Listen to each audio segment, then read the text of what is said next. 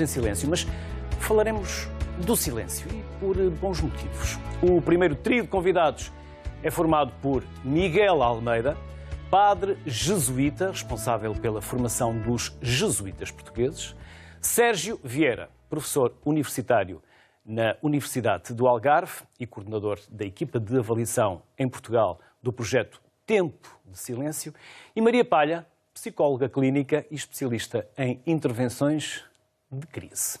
Miguel, comece por si, antes de mais, boa tarde. Vamos boa tarde. Uma pequena e curta explicação. Jesuítas porquê? De onde vem a expressão jesuíta, Companhia de Jesus? Onde podemos começar esta timeline que nos traz até hoje? Então, boa tarde, obrigado pelo convite. Jesuítas, ou Companhia de Jesus, vem do seu fundador, que foi Santo Inácio de Loyola, no século XVI. Começou a formar um grupo de amigos que se foi oferecer ao Papa para a missão que ele quisesse. Estudavam teologia em Paris, juntaram-se todos, queriam ir em peregrinação para a Terra Santa, não foi possível, foram-se entregar ao Papa e o Papa começou a dispor deles para diversas missões. Alguns queriam ao início que fosse tal como, por exemplo, outras ordens que lhe chamassem os inacianos, mas ele, desde cedo, muito se opôs a isso, porque diziam que era o grupo dos amigos, dos companheiros de Jesus. E daí ficou a Companhia de Jesus. Jesuítas vêm como os amigos de Jesus, tal como Jesus, os que tentam viver assim. Depois, nos dicionários e na evolução do termo, foi tendo algumas conotações menos positivas por crítica aos jesuítas, mas de facto o nome vem daí. Maria, fundou uma associação. Como se chama e por que motivo? Olá, boa tarde. Mais obrigada pelo convite. Sim, a Human foi uma associação que fundei em 2017 e que vem na sequência de um trabalho que fui fazendo com famílias e especialmente com crianças. Então, basicamente, uma das perguntas que fiz a centenas de crianças distribuídas por várias partes do globo, neste caso por 13 países, inclusive a Portugal, era o que é que nós podemos fazer para sermos mais humanos.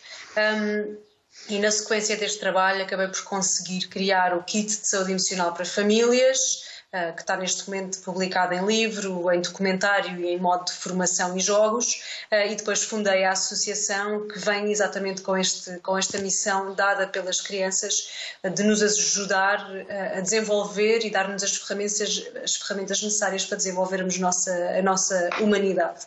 Passou por vários palcos. Surge nesse ponto. Passou por vários palcos de guerra ou de situações complicadas, como por exemplo? Sim. Antes de começar a desenvolver este trabalho, há mais de uma década que trabalho com organizações de saúde a desenhar e implementar programas de saúde mental em contextos de crise humanitária. E isto significa contextos de conflitos armados, como a Líbia, a Síria, a Ucrânia, ou mesmo a guerra do Sudão do Sul, a guerra tribal. Depois contextos de catástrofe natural, como o ano do Idai do ano passado, em Moçambique, como cheias no Brasil, terremotos no Irão, e depois passei por uma série de outros contextos de epidemias, como surtos de sarampo, de cólera. Bom, basicamente os contextos são mais de muitos, mas o objetivo é sempre o mesmo, é desenhar e implementar programas que ajudem a população a recuperar e a ajustarem-se melhor aos contextos de crise que vivenciam nas suas vidas. Sim. Sérgio, e que projeto é este Tempo de Silêncio? Boa tarde e muito obrigado pelo convite.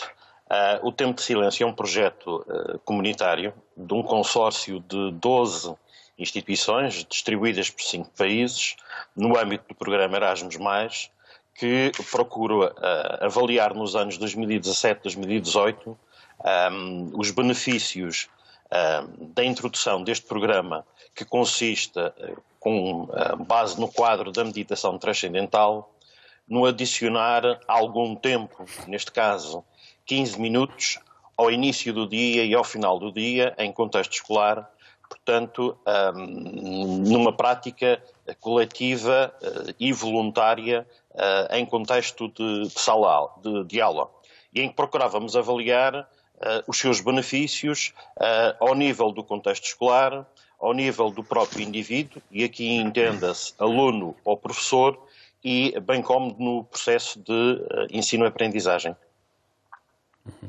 Miguel Almeida, confesso que até hoje não encontrei um local onde se faça mais silêncio do que numa igreja vazia.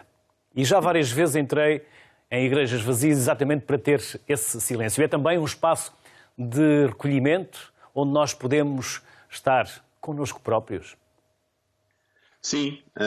Bem, então agora, nesta altura, se conseguisse encontrar alguma porta de alguma igreja aberta e encontrá-la extremamente vazia, o que ia ajudar. Mas de facto é verdade. Penso que há aqui uma busca de um silêncio para estar connosco próprios, mas não só. Isto é, bem, para mim o silêncio é algo de fundamental mesmo, de essencial. Não conseguiria viver sem tempos de silêncio.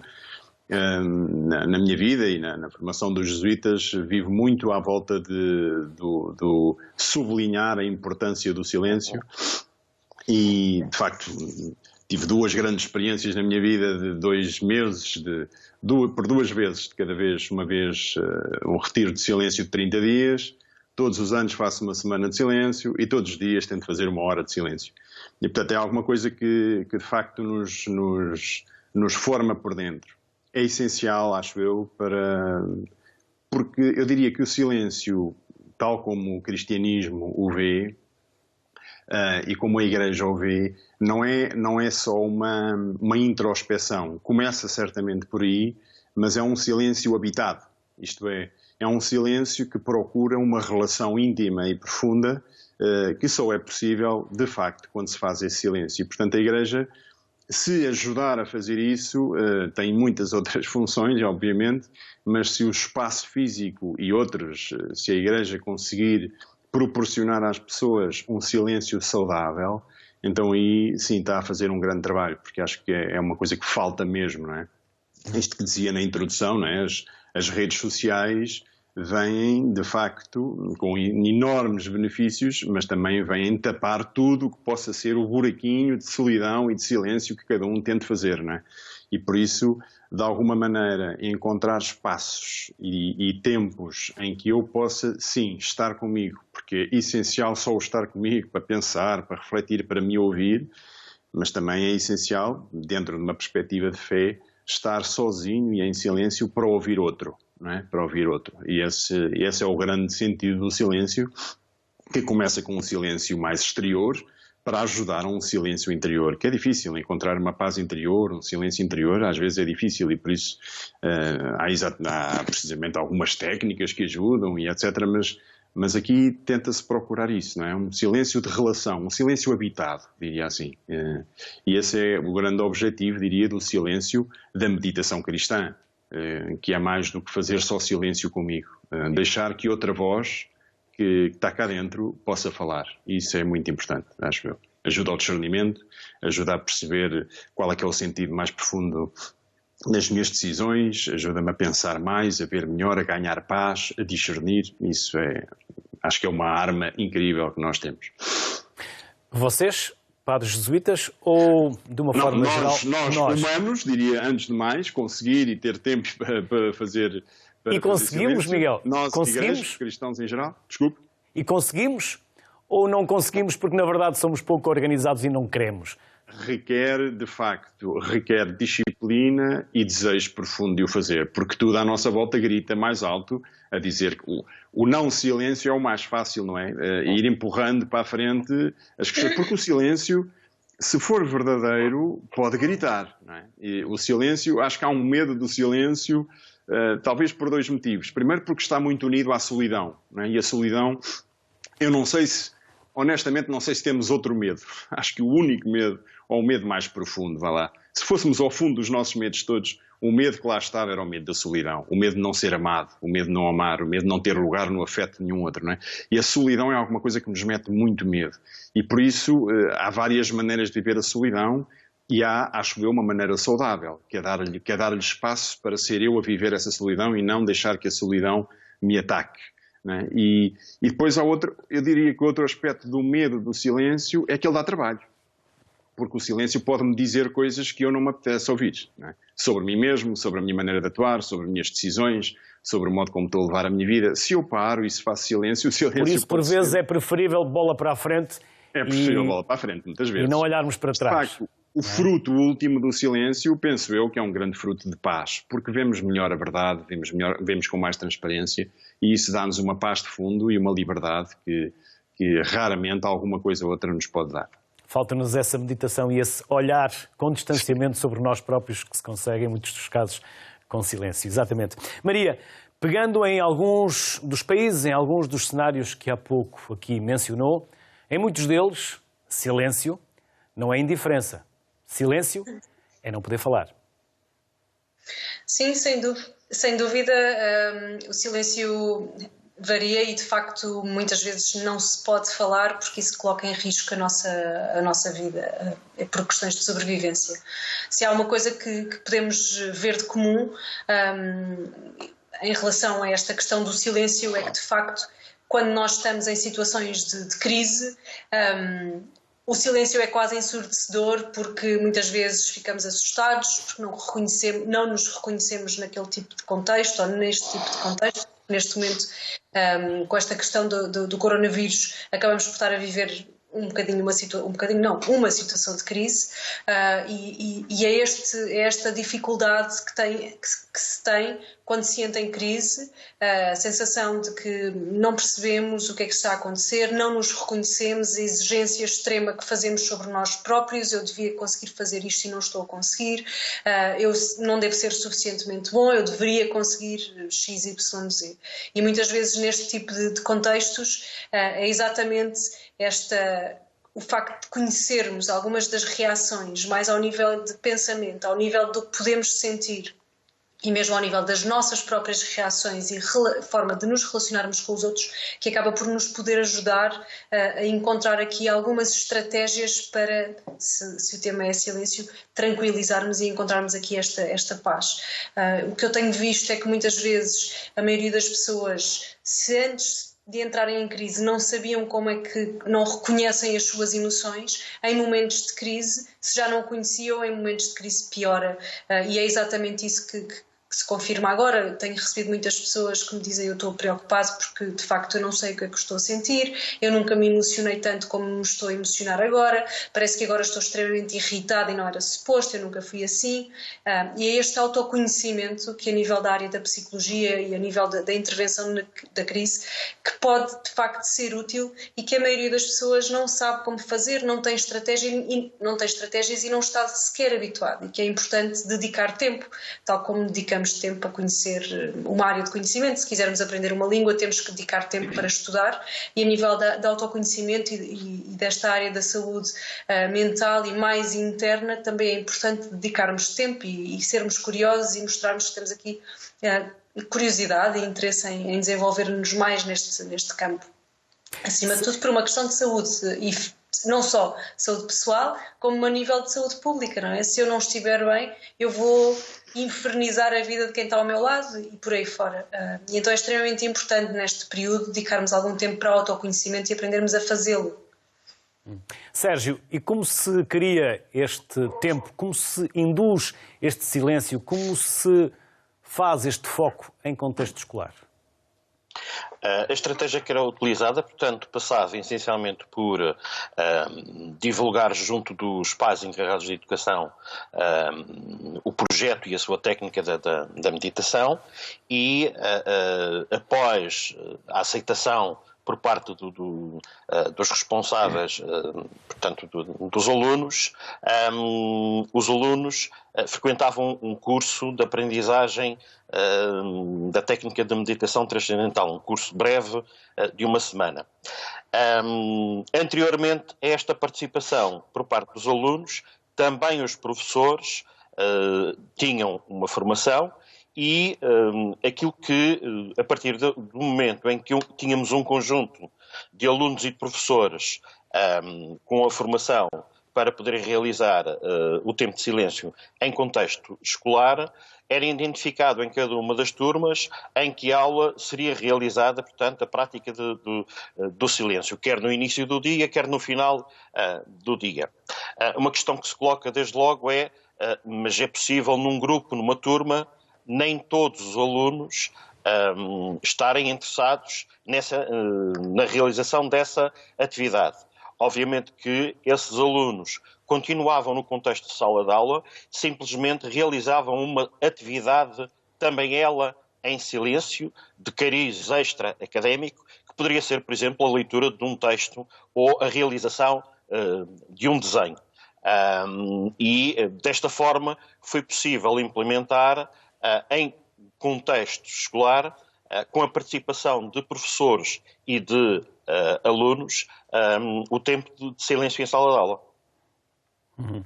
E é fácil criar esse silêncio? Não é fácil criar o silêncio, nem é fácil introduzir mais uma tarefa na sala de aula. A primeira reação dos professores é: eu vou perder 15 minutos da minha aula. Essa é a primeira reação. A segunda dificuldade situa-se ao nível da realização do próprio silêncio, porque tudo aquilo que nos rodeia passa por cada vez mais estímulos e o fecharmos sobre nós próprios é cada vez mais difícil. Nós observamos isso na forma como, por exemplo, uma criança lida com as novas tecnologias. Se uma aplicação num tablet não responde no primeiro segundo, na primeira milésima de segundo, eventualmente a primeira preocupação dessa mesma criança é passar para uma outra aplicação e deixar portanto, a aplicação que estava a utilizar anteriormente. Portanto, há uma menor tolerância para não acontecer a ação, para não acontecer algo exteriormente a nós. Essa era a segunda dificuldade. O que é que isto quer dizer? Quer dizer que, se nós quisermos observar que benefícios é que podem decorrer da prática em contexto escolar, isto implica tempo para a sua realização. E aquilo que nós fizemos foi avaliar os benefícios no intervalo de 4 meses entre o início da prática da meditação meditação transcendental em contexto escolar até, portanto, a avaliação de um conjunto de indicadores de natureza psicológica em professores e em alunos. Miguel, atualmente usamos suficientemente o conhecimento, os saberes que os pensadores nos deixaram? Quer dizer, acho que as generalizações são sempre injustas, não é? Mas penso que o saber, como diz o ditado, o saber não ocupa espaço, mas ocupa tempo. Isto é, saber para usar aquilo que os pensadores nos deixaram e deixam, porque continua a haver muitos pensadores, é preciso esforço e é preciso gosto e desejo de os conhecer, não é? E para isso voltamos outra vez ao silêncio, não é? Às vezes há tardes aqui, manhãs, que são lutas com textos, não é? De tentar perceber o que é que está por dentro, o que é que está por detrás de alguma afirmação mais profunda ou de que perspectiva do mundo é que há, não é? E eu acho que para isso é essencial o silêncio, porque o silêncio é o lugar onde nós pensamos, não é? Não só já em termos de meditação, como dizia há bocadinho, ou como em termos de oração, mas mesmo para pensar, inclusivamente para esses grandes pensadores que produziram pensamentos que nós hoje usamos ou que continuamos a usar, é gente que lutou interiormente, não é? A busca da perspectiva correta da vida, as grandes questões fundamentais da existência humana, não é? De onde é que vimos, para onde é que vamos, qual é o sentido da vida. Isto requer, de facto, um desejo profundo e uma disciplina depois de de ir ao encontro desses textos, mas a partir do texto também eu começar a pensar por mim, não é? E que rumo quero dar à minha vida, mas não só um rumo de dar à vida de coisas cotidianas do dia a dia, mas isto mesmo que dizia, não é? O grande sentido da vida, o que é que andamos aqui a fazer. E é engraçado que nestes momentos de crise, não é, que estamos a viver, estas questões muitas vezes vêm mais ao de cima, não é? E há o perigo de nos habituarmos muito rapidamente. Quer dizer, eu lembro-me quando foi, agora não me lembro quando é que foi exatamente o dia, mas foi a primeira morte em Portugal resultado da Covid, e hoje a gente vê umas centenas de mortos, já com algum agrado se morreram menos do que ontem, não é? E, portanto, habituamos-nos demasiadamente rápido às coisas que vão acontecendo, sem de facto haver uma reflexão, um pensamento, uma luta interior para perceber de facto qual é o sentido das coisas e porque é que o fazemos e quais são as decisões mais acertadas. E muitas vezes vamos atrás dos Facebooks e das redes a pensar sobre a opinião, sobre fake news. Raramente já vamos ver a origem das coisas, não é? E isso é uma perda, de facto, é uma perda. Acho que o que de mais humano temos é a nossa capacidade de pensar, de refletir, de dialogar livremente sobre as coisas e muitas vezes o que ouvimos são banalidades porque não houve o trabalho de casa anterior, que é o silêncio, que é a luta, que é o pensar antes, não é? E, portanto, também nos vamos habituando a ouvir banalidades no dia-a-dia como se isso fosse o mais normal, e é pena. Há pouco perguntei-lhe se estávamos a dar suficiente importância aos pensadores do passado, porque teologia e filosofia têm uma ligação muito estreita com o silêncio. Exato, sem dúvida. E o estudo da filosofia, eu vivo em Braga e estou aqui numa comunidade em que estão a estudar exatamente na fase da formação da filosofia, e de facto a filosofia requer exatamente isso, não é? Requer partimos sempre de alguma, em geral partimos de alguma coisa que alguém nos disse antes, não é? Partimos de um texto, partimos de um autor, mas que se requer que seja inspirador e que não seja meramente repetição do passado. E por isso, de facto, o dar espaço interior, a deixar que faça eco, não é? Que aquilo que algum autor às vezes lê-se um capítulo e não me disse nada, não é? E às vezes há uma frase que fica a ruminar cá dentro durante dias. E isso acho que é por aí encontrar os nossos filões, não é? O filão, aquilo que me diz alguma coisa, ou encontrar, isto dizia, não é? Nestas fases de crise, estas questões surgem com mais força, não é? Quando começa a haver gente a morrer à nossa volta, quando começa a haver pessoas a sofrer e a perder empregos e às tantas há aqui em momentos de crise, se calhar somos mais propensos a pensar sobre a vida. É pena que seja só em momentos de crise, mas e aí sim temos que nos ajudar uns aos outros também a pensar e a descobrir não só tecnologicamente saídas, mas sobre isto, não é? O que é o ser humano? O que é que andamos aqui a fazer? Para que é que servimos? É muito bonito e interessante ver que em momentos de crise e chegamos ao fim da vida, ainda não cheguei e não tenho pressa, mas as pessoas que chegam ao fim da vida e que já acompanhei bastantes, o que fica, de facto, são as relações, não é? O que se teve, o que não se teve, onde se foi, onde não se foi, tudo isso é muito bonito e importante, mas o que fica, de facto, são as relações afetivas e pessoais que se teve com alguém, aquilo que nós nos entreajudamos uns aos outros a pensar porque é que estamos aqui a fazer e a agir bem, não é? Isso é fundamental para o ser humano e por isso o silêncio é essencial para isto. Miguel e sim, Almeida. escutar os pensadores que nos inspiram, acho que é uma tarefa essencial. Miguel Almeida, obrigado pelo tempo que nos dedicou. Felicidades e até uma próxima. Obrigadíssimo. Muito obrigado pelo convite. Boa tarde. Maria, e o silêncio para crianças e pais pode ter relações diferentes. Para uma criança, o silêncio pode ser assustador. Para os pais, o silêncio pode ser bom. Mas também, se a criança está demasiado tempo em silêncio, já começam a estranhar. Sim, sem dúvida.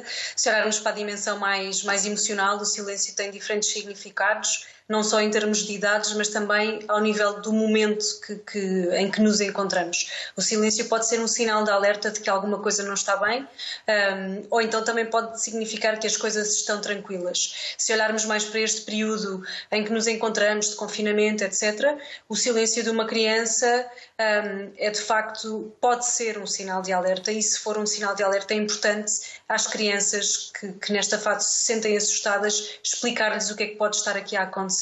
Ao nível dos adultos também, se existe aqui, quando falamos em situações de crise, se existem os sinais de alerta, é percebermos, eu era tão falador e de facto neste momento estou muito mais calado, eu alterei, a minha relação com o silêncio mudou, então é de facto um para, escuta e olha, e pode haver aqui necessidade de se perceber o que é que está a acontecer.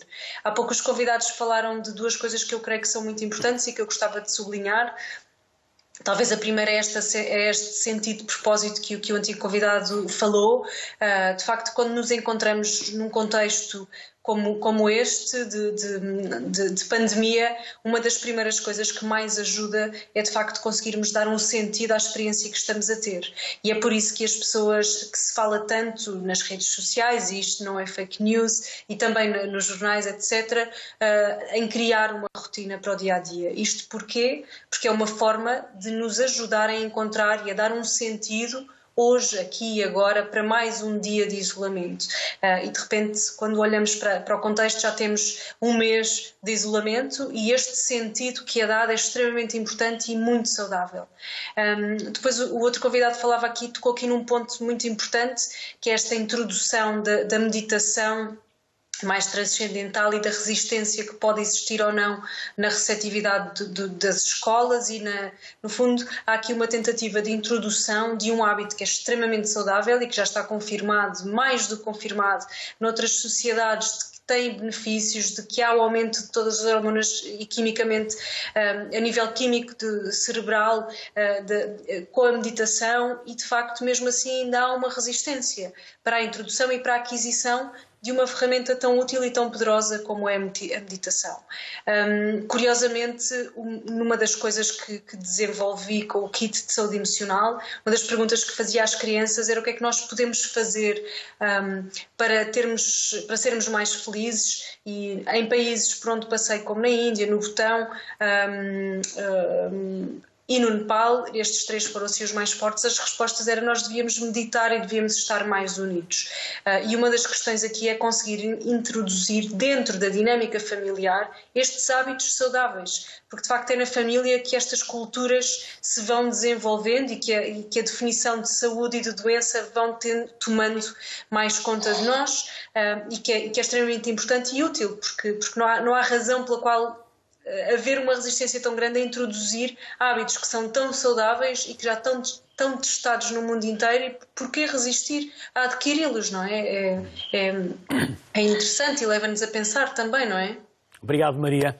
Maria Palha, obrigado pelo tempo que nos dedicou, felicidades e até uma próxima. Obrigada. Muito obrigado. Sérgio, e vocês, professores, no final do dia, também precisam de uns minutos ou de uma boa meia hora de silêncio, depois de um dia de aulas? Sim, também necessitamos, obviamente que sim.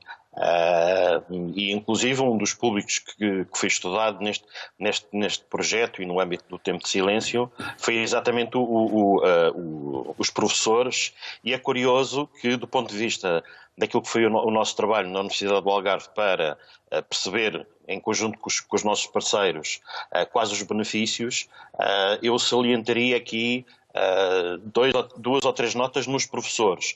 Uma delas relacionada com a redução do índice de burnout e a redução do ponto de vista dos índices de ansiedade dos professores. E, por outro lado, um incremento relativamente àquilo que é a satisfação com a vida, a satisfação profissional, o próprio nível de otimismo e a crença de que vou ser capaz de ultrapassar determinada dificuldade e alcançar um resultado positivo, ou mesmo do ponto de vista de algumas dimensões do bem-estar psicológico, tais como propósito para a vida, autonomia, ser capaz de dominar o ambiente.